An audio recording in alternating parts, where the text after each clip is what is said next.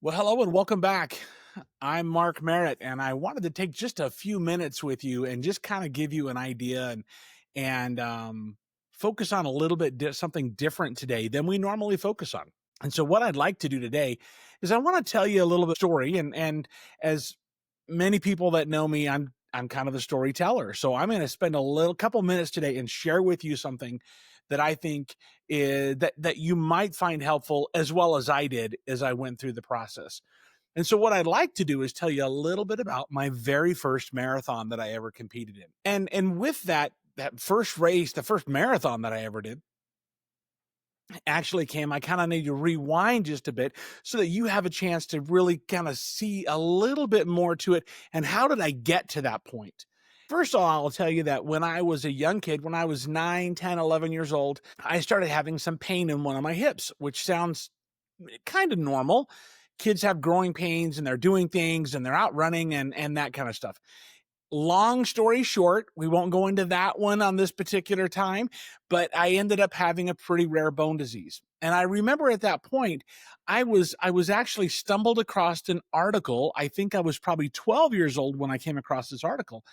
And it was about a guy that was going off and setting world records, and he was a wheelchair racer.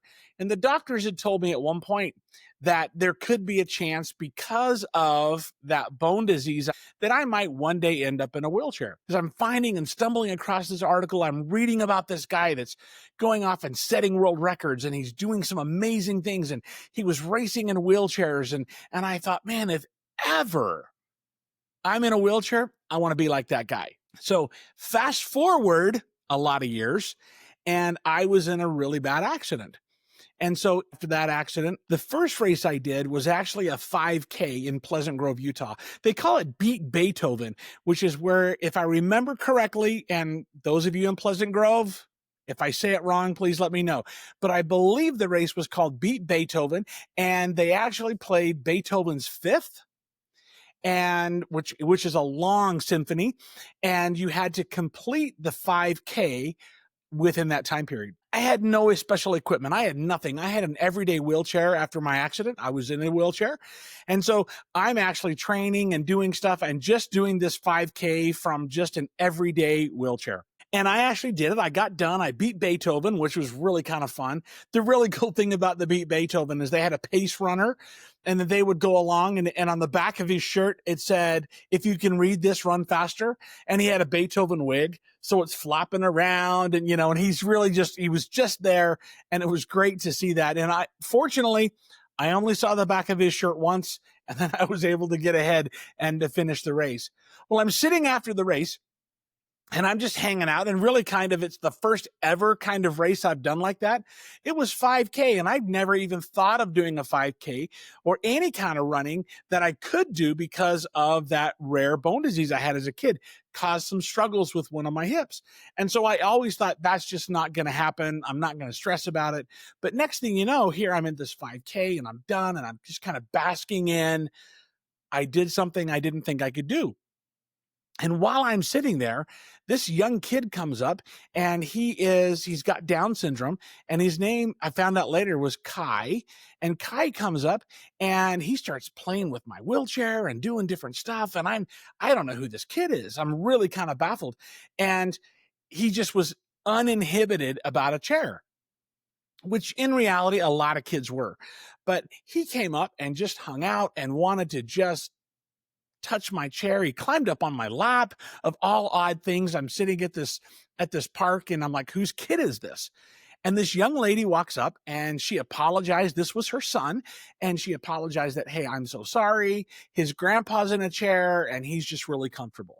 And I'm like, no big deal, no big deal. And she asked me at that point, she said, how long have you been pushing? Now, in wheelchair racing, going for a push, it's like going for a run. So, I was like, this is my first race. I've never done one. And so she then at that point said, well, my dad pushed for years. He raced for years. And it was an amazing thing. And I'm like, that is so cool. Well, if you haven't guessed yet, her dad was the guy that I read the article about when I was 12. And her dad's name was Curt Brinkman. And he and I, where we began the marathon side of things, is he and I actually met outside. His daughter made arrangements for us to meet outside of a local gym there in Linden, Utah.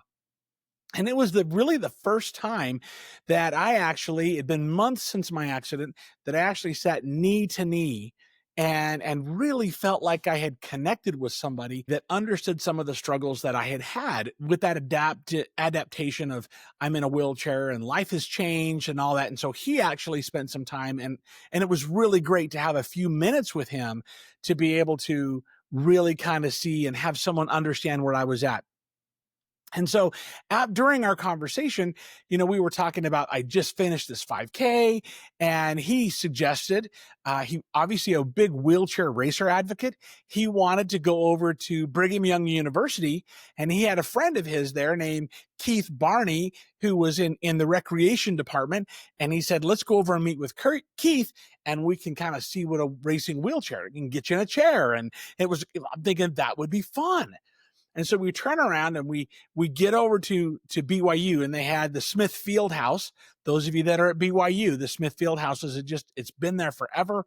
And it's an indoor area where there's an indoor track and an indoor sports area and things like that.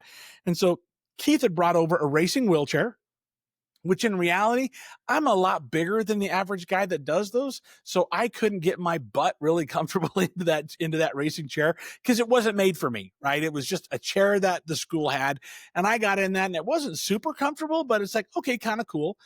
And then Kurt said, hey, maybe we try this over here. And Keith pulled over this old hand cycle.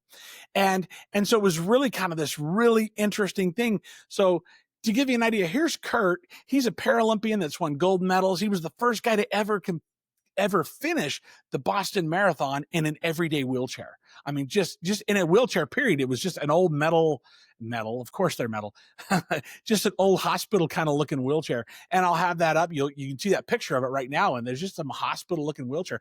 Kurt finished that race. Well, Keith Barney, on the other hand, he was a mountain goat. And he actually had ridden a hand cycle all the way across the U.S. at one point, which to me was baffling, right? Riding a bicycle sounds amazing. You got all the way across the U.S. Great. That's an amazing feat. But try it with your arms, which to me was just unreal that Keith did this. And so Keith actually took a look at it. It was right at the end of spring semester at BYU. And so summer was rolling up, and no one was going to be using this hand cycle all summer long. So Keith's like, hey, Mark, you can use this hand cycle. And so it was really I was super excited. I went to go load it in my truck, and I realized that this bike, and I jokingly say this now, and Keith, thank you for loaning the bike, and BYU, thank you for letting me use the bike. But I think the bike was made like in 1900. It was I swear, solid metal, heavy bike. So if you do racing hand cycles, they're really, really light. This one was just a beast, and it was a heavy bike. And all you can do on this particular bike, most hand cycles, even while you're pedaling like this. Most hand cycles, while you pedal, this is how you turn. You just kind of go back and forth. Well, this was called a lean steer, and a little bit different. The lean steer meant that obviously, in the name of it is actually what it does. So you lean. If I wanted to go right, I would lean right. Or if I wanted to go left, I would lean left. And the bike would turn based off of some pneumatic shocks that were on the back two wheels. And so it was a really amazing thing. And I remember the first time I got on this bike, I went to Provo Canyon, where they have a paved trail that goes up the canyon. And I got on this bike and I started going up the canyon. And I can tell you, I only went up about 1.5 miles and came back down Provo Canyon. So it was a round trip, 3 miles. And I can tell you, it was amazing. It was really cool to have that feeling, that freedom of, I can do this, jokingly, kind of the wind in your hair and, the whole thing along those lines. I had signed up to compete in the Utah Valley Marathon. And I was going to do that from my everyday chair. I thought, I'm just training. And I had actually gone at one point in my everyday wheelchair. If those of you that had been in wheelchairs, I went 18 miles one day, just rolling and rolling, just trying to get ready to do a marathon. And so I transitioned my mind. I'm going to now do this on this hand cycle. And so when I reached out to the race director and I talked about, hey, I'm going to do a hand cycle, he had never had anybody compete in a hand cycle before, but he was really, really gracious and kind and said, yeah, we got a spot for you. And so we set it all up that I could actually compete. And so that was pretty exciting, but a bit scary. And why? Because in reality, I had no idea what I was getting myself into. So I only had a couple of weeks from the time I got the hand cycle to that very first marathon. And fortunately, the race allowed my wife Victoria to be kind of a support vehicle. They'd never had a wheelchair or a hand cycle, I should say, at least do the race. And so they allowed her to be on the race course with me and just kind of be out front and make certain that everything was going well. A couple things I should say, it was really unique. But first of all, it was great to have, Victoria there. But on the flip side, it was an antique bike, not a unique. It was an antique bike. And, like I say, I think it was built super, super early. And it really, I don't believe it was made for someone that's my size. I'm not your average size guy. And so a lot of hand cyclists tend to be smaller. With my injury, I didn't lose any of my leg size. I didn't have a spinal cord injury, so my legs didn't atrophy. So I have these big legs from when I was weightlifting before. And so I don't think the bike was designed for a big guy.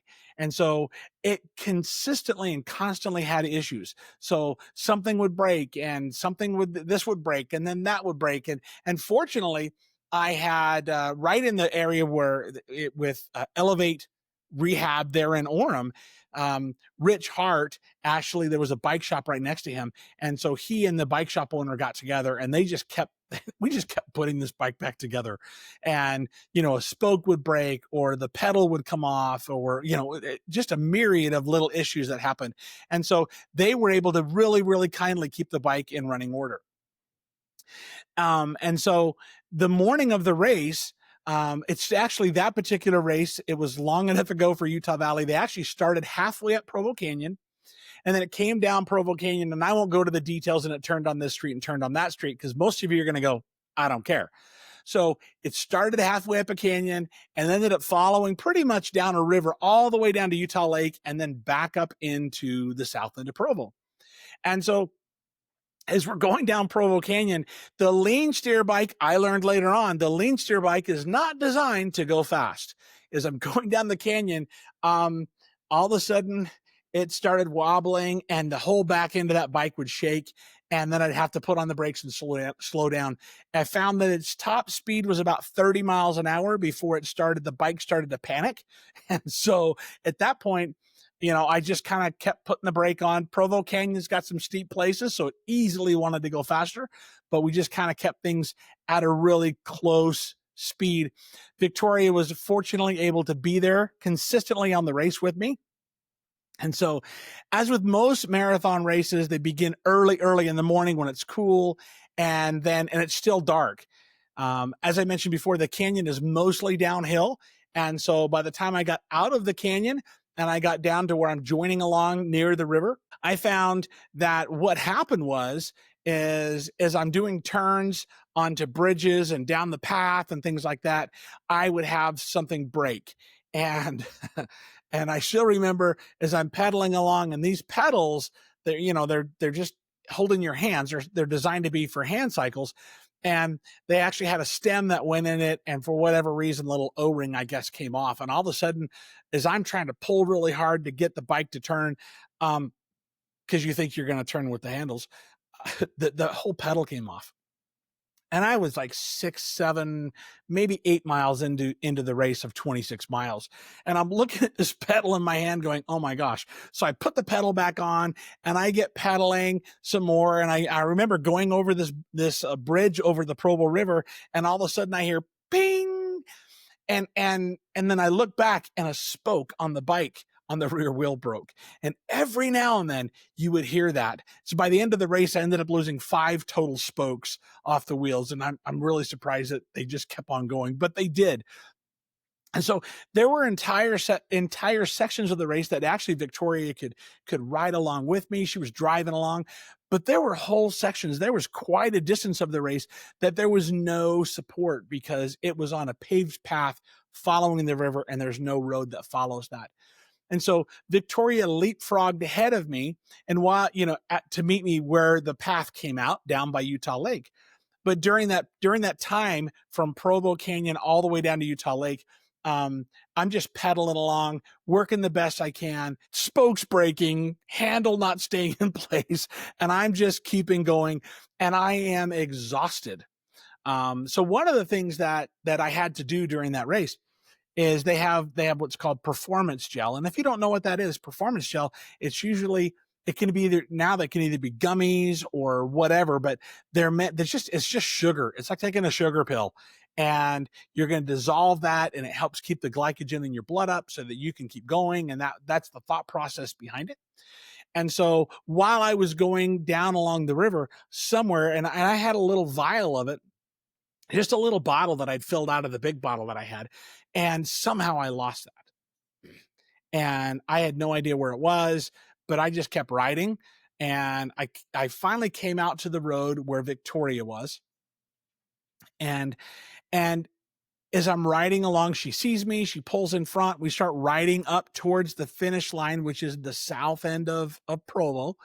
And as I'm riding, she's noticing now on that particular bike, because it was so old and I was so out of shape, that, the fastest I could go pedaling on my own on a flat ground was 14, 15 miles an hour, which is not fast at all. And this has a little bit of an upslope from the lake down in the south end of Provo. And so, but she noticed that I had gone from about 14 to 15 miles an hour. Suddenly I was going super, super slow. Now, at one point she pulled up ahead, she hops out of the truck, she comes back, and the first thing it was awesome. She says, "When was the last time you gelled up?" And we mentioned that's what the gel was. And so I told her I'd lost the gel that I had with me. And so she ran to the back of the truck, grabs this. I don't remember how big it was. In my mind, it's like a gallon of gel. I don't think I had a gallon of gel, but she goes and grabs this container of gel, and literally she takes the lid off of it, and I just take this big gulp, and it's like super thick syrup kind of stuff. And then once you take that big gulp, I drink a whole bunch of water, because your body needs that water to help assimilate that. And so I drink a bunch of water, and I just sit there. Now, I didn't sit there because I was expecting that stuff to kick in. I literally sat there because I had burned everything out of my system, and I had no idea what to do. I just sat there, and at one point she actually looked at me, and she's like, "Are you okay? What's going on?" And I had to tell her, I don't know what to do. And I'm sitting on my bike, and I had no clue what to do. And it was the weirdest experience I'd had, because literally my brain was not working, and my brain could not tell, "Oh, this is what you have to do." And so fortunately, Victoria looked at me and she said, "All right, just keep pedaling. It'll come back." And at this point, I was crying. I was so distraught. I look back now and I kind of chuckle at myself, but there's the emotion of, I don't know what to do. I have no clue. And I'm so lost in my mind at that point. And so Victoria, for her to say, "Just keep pedaling, it'll come back." With that, I began to pedal, and she hopped back in the truck. And to my amazement, within just about a quarter of a mile, it was an interesting thing that all of a sudden my brain started coming back online, and things started actually kind of straighten out in my head, which was really, really cool. And so at that point, I'm only a couple of miles away from the finish line. So when I hit that, what they call in marathon racing, the proverbial wall, was probably about mile 22. And so by about mile 24, I'm all cleared up. Everything's going well. And I just keep going, and I'm pedaling. Now, it says on my race plaque that I took first place in hand cycle. Well, I'm going to be honest with you. I took first and I took last. I was the only one, and my plaque says wheelchair, because that was what we had on it. But I was the one person in that race. But the really cool thing about that is there's a couple things I think that are really neat. Number one, Victoria was there throughout the race, as often as she could, and helped encourage me. I couldn't have finished it without her. Just keep pedaling. It'll come back. Right. And the other side is we actually had a family from our neighborhood. Their whole family was there at the finish line because I was doing this. And they became actually some of my biggest racing fans because they would travel when I raced up to Park City. They came up to Park City and watched races up there. I raced in St. George at the St. George Marathon. They came down and was there. And so they were awesome. They came around and supported and helped. And it was a great, great thing to have. And so there's a couple of things, when it comes to my marathon, that first marathon, while it was a success that I finished, I thought I finished at an amazing blazing speed. I finished at 1 hour and 52 minutes. Well, later on, I come to find out that as I got better at racing, yeah, that was just a warm-up ride. My fastest speed ever was 1 hour and 3 minutes. So you can see there was a huge, vast difference between that first bike of the old equipment and the new bike with the newer equipment and everything that went with it. During that time of my racing over the years, I was able to really look back now and I kind of identify just a few lessons that I'd like to share with you that I learned from that first marathon. So the first thing is that lesson one, there's 4 lessons that I'm going to go over. So lesson 1 was finding inspiration and motivation sometimes comes from our family and other connections. Now, I know that sounds simple and it's kind of a no-brainer, but just remember that sometimes when we're in the muck and the mire of whatever we're in the middle of, for us to move forward, we may need help from someone else. And being willing to accept that help from someone else can make all the difference in the world. So in my case, between the family in our neighborhood that came, between others that encouraged me to race, between Victoria being able to be there to help me finish the race and help me start and help me finish and all that. And then Kurt and Keith, they were all part of that accomplishment of that very, very first marathon. There's a really long list of people, but the one thing that it took a lot of people in their own individual ways to help and support to get me out of that muck and the mire. That amazing cast, that amazing cast of characters in my story were huge in helping with that. The second lesson, don't be hesitant just to start. Sometimes it really doesn't matter what equipment we have or what we have at our disposal. It's more important that we get started. Many times we think it has to be perfect. I don't want to get started till I'm perfect. I don't want to do this until I know exactly every in and out of what needs to happen. I have to have this, or I got to do that, or, I have to have this kind of thing. Sometimes we just need to get started. And just like the bike that I had that broke along the way and had all kinds of issues, if something broke, we fixed it. If it broke again, we fixed it again. And we just kept going. And so I think it's really important that we take a look and say, okay, well, if something breaks, let's fix it. Let's move forward. The important thing is to get started. The third lesson that I learned from this very first marathon that I have is that setbacks will come and to keep your focus on the outcome that you want. The next thing when I talk about is that from this particular story is that there will be struggles and there will be hard times. And the only way to get through those times is to keep pedaling. If it wouldn't have been for Victoria checking in to see how I was doing and see what was going on and give me that encouragement of just to keep pedaling, I wouldn't have finished. The direct result of her help was that when things cleared back up, I was able to keep going. And so that third lesson there is to just keep pedaling. Don't stop. Keep going. Keep pedaling. The final lesson that I learned from this marathon is redefining success in your own terms. When I read that article all those years ago about Curt Brinkman, and he's setting all these world records and he's doing all those amazing things as a Paralympian, which to this day still is amazing to me. What I would say is that initially I was doing a race in a wheelchair, and then I was thinking about a racing wheelchair, and then I transitioned to a hand cycle. And so there's nothing wrong, or it's actually really, really helpful to sometimes redefine our success in our terms. So One of the things I learned is I would say that while, yes, I just got started and yes, I did the race and we dealt with the bike and we just kept going and eventually you want to upgrade. So as time went on for me from this old BYU hand cycle, I went to upgrade and I got a better bike and built that out so it was even faster. And now I had a racing hand cycle. You may want to make changes along the way. There's nothing wrong with looking back and seeing where things are going and seeing where you want to go. Remember, we want to keep an eye on what's ahead for that goal. And so while we do that, we can redefine how we are going to get there. And so you may want to go, you know what? I need to make sure I have a different bike, or I need to make sure that I'm thinking to myself, I need to make sure I'm doing this different or that different. And so in this particular case, I use this story to illustrate that sometimes we have to make changes in what we're doing along the lines as we find our true voice and our true skill set.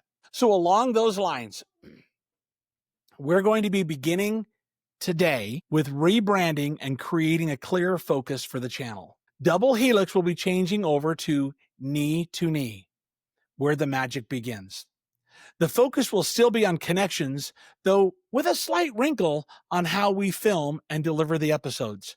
There will be episodes where I'm sharing stories and sharing my insights and sharing the whole process from there. Sometimes they will be my stories. Sometimes they may be stories from others that they've shared with me.